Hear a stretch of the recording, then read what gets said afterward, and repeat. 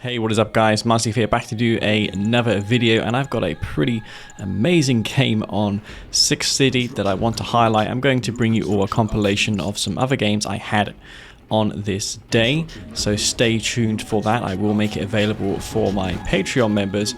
So yeah, hi guys, you're going to be seeing this first. Hope you all enjoy this one. Anyways, it is going to be C&C3, and I'm going to dub in some commentary here just because of how epic this game was. I will be playing as the Kane. My opponent will be playing as Try59, and this game is no ordinary game.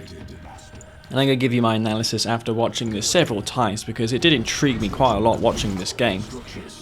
I learned like a thing or two after this, and I rarely learn things like this many years later, but when it comes to transitions and to recognize when to switch units, I learned a lot from this particular game. So I'm going to share with you all my experience here.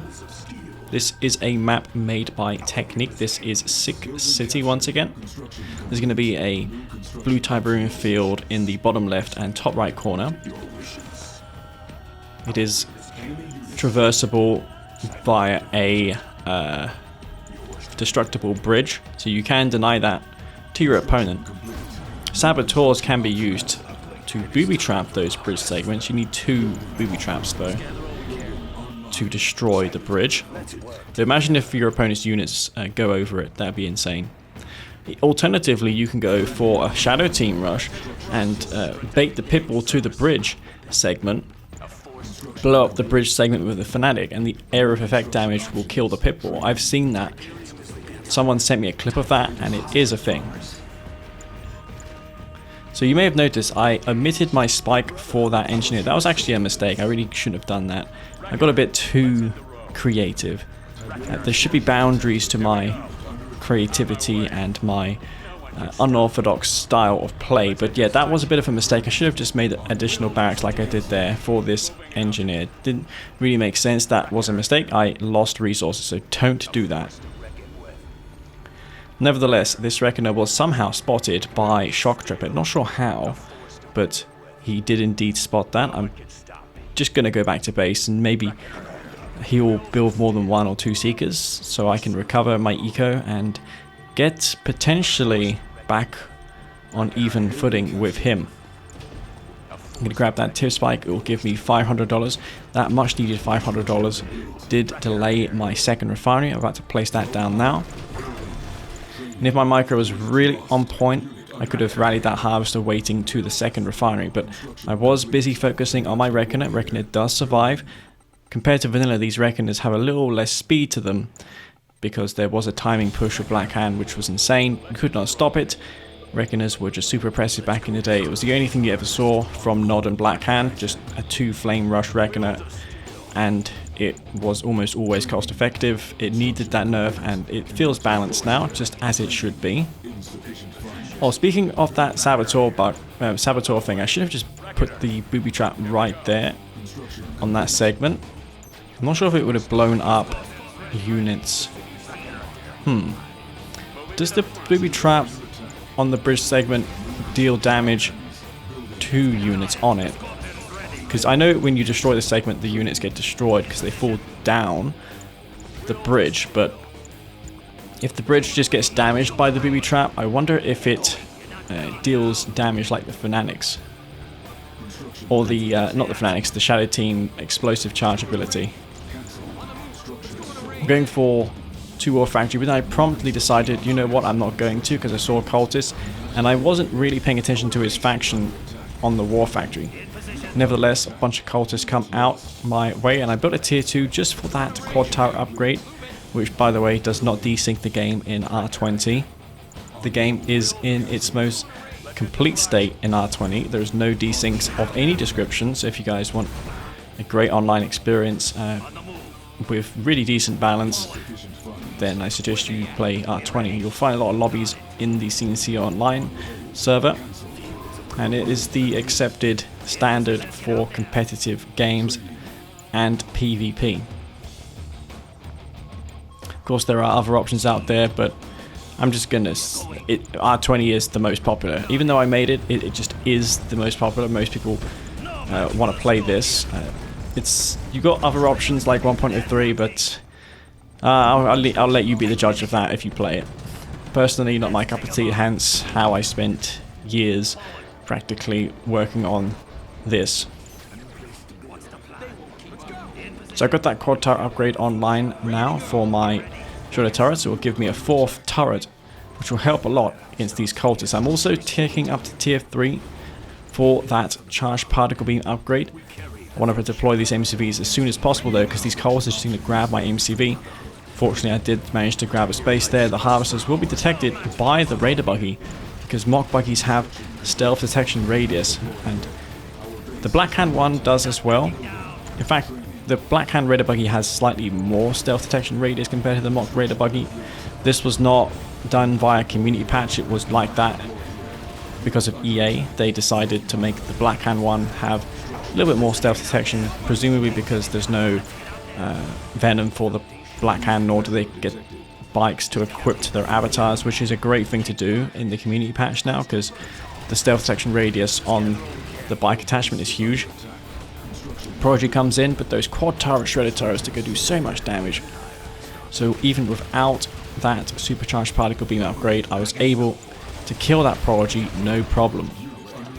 And now I'm going to pump out a couple of these stealth tanks just so I can deal with those gunwalkers or go for a counter attack. I see a Eradicator Hexbot on the way, see if I can kill 1 or 2 of his harvesters there. I was really not respecting those gunwalkers a lot. I should have gone back to base in hindsight and dealt with the gunwalkers, because those are pretty powerful in numbers. As you see, that Scorpion tank is getting DPS down. At this point it was kind of annoying me, so I decided to rally all my stealth tanks back and deal with these gunwalkers. It will give my stealth tank some experience, which is great.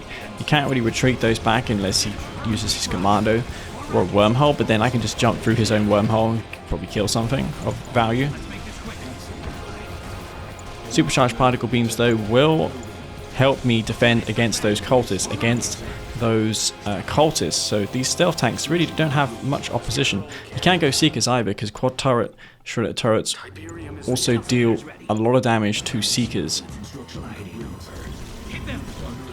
So I expect at this point Shock Trooper will transition into a bunch of tripods. So this will give me a window to get down some eco. I've got these 3 stealth tanks. I'm going to sell this refinery. It'll give me $700. And now these cultists are just running into the build radius of my Conyard. Shock Trooper did not realize that I had that ground control there, even though it was shooting that MCV down. Raider Buggy, even though I'm out of Kane and I could have gone Enlightened, I don't have the time or the resources to get a secret shrine, cybernetic legs, and subsequently some Enlightened. So in this situation here, it is less expensive, since I've already got a tier 3, to go for that EMP coil upgrade for my buggies, which is going to lock down this Eradicator Hexbot. You don't usually see these as Martyr Kane, but in this situation it was the best play for me, and I'm going to lock down this Hex here, trying to not get all these buggies EMP'd at once. And this comeback is starting. I was very behind after that Reckoner push. And unfortunately for me, this MCV, I cannot deploy it, and this Prodigy is just moving into this Conyard. I think I would have lost it anyways, because the Storm Column would have just killed it. EMP Buggy does get area mine controlled, but I do have an Awaken there, which will EMP the Eradicator, and the Eradicator does go down there. So these stealth tanks killing the Eradicator Hexbot. I've got a couple of Raider Buggies left as well. I've got a double refinery established, and now I'm back in business. I am back in this game, and the first order of the day is to get some stealth town in my base. I'm at Kane, so I get really affordable stealth disruption towers. They're only $500 a piece for those disruption towers as Martyr Kane, so you get them at a big discount, and that will provide me with the security to just do what I want for the next minute or two in this game. I'm going to still put on some pressure because I know there's no Eradicator Hexbot on the map, so I've got the chance here to do some counter-attack damage. Tripods moving into my base, so yeah, maybe it's a better idea to just defend while and try and get further and further ahead. Not as far as eco goes, but maybe in as far as army count is concerned, if I can make the right transitions here and take more good engagements, then I can get ahead that way. I'm going for Enlightened spam. I did unfortunately forget my upgrade for them, the cybernetic legs. There's some tripods moving in, but these Enlightened should be able to handle tripods relatively easily.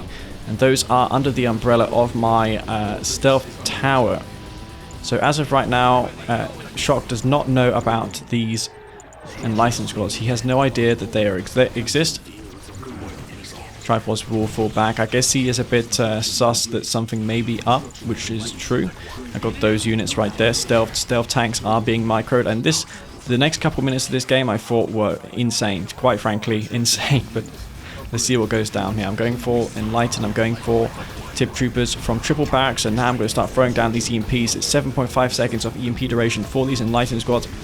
I'm also going to put down some Shredder turrets as well, just in case I get hit by a Buzzer Swarm, because he has not yet used his Buzzer Swarm support power. And I think Enlightened and infantry in general don't shoot when under stealth. You have to give them the manual order. So really what I should have done there was maybe power down my disruption tower, just so these Enlightened are shooting by themselves. So that's something that I learned here in this particular game. I'm starting to throw down these EMPs. I'm microing these Enlightened away from those buzzer hive buzzers, as you can see. I'm clicking a ton here, focusing down these tripods, EMPing the Eradicator Hex by putting down more Shredder turrets. These buzzer hives are being spammed now. There's also going to be gunwalkers moving into my base as well, and this Hex spot is taking so much damage because those Enlightened are being buffed by that Voice of Kane. Prodigy moves forward here, more Enlightened my way. That's really enough of those Enlightened at this point. Look how many Enlightened I have. I've got so many squads there. That is so much damage. And now I can just start focusing down all of these buildings, all of these tripods, but not before dealing with this Prodigy. I'm trying to frantically put down some Shredder turrets. Really, what I should have done here was gone for some Venoms.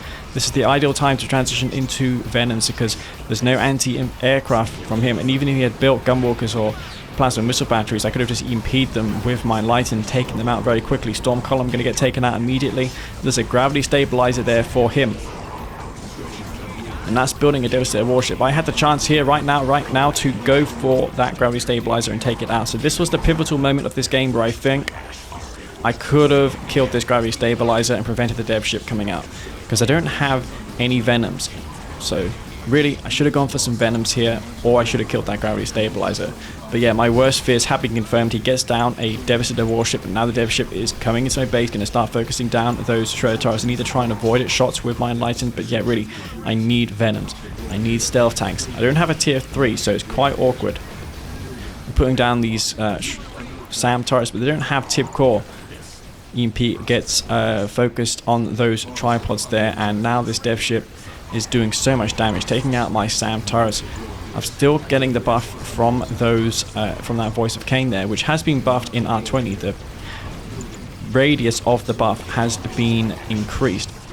I decided to cast a laser fence on that refinery there, and now a second Devastator warship gets deployed, and I'm trying to do what I can in this fight, and yeah, that 1 or 2 dev ships and my push was stopped. This is what I mean. Transition timing is super important. I think I had ample time to anticipate this. I could have even killed the gravity stabilizer as well and prevented that Devastator from coming out, or alternatively just sold up some of my buildings and gone for Venoms. I had a tier 2, I could have easily switched to Venoms at that point.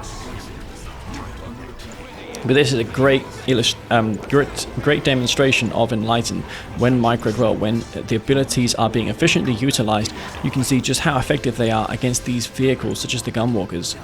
The radius of the EMP is massive, and now the last of my Enlightened are being destroyed, and I decide to throw in the tower because I don't have any foothold in this location. But that was super close though, guys. I think that could have gone either way in that fight.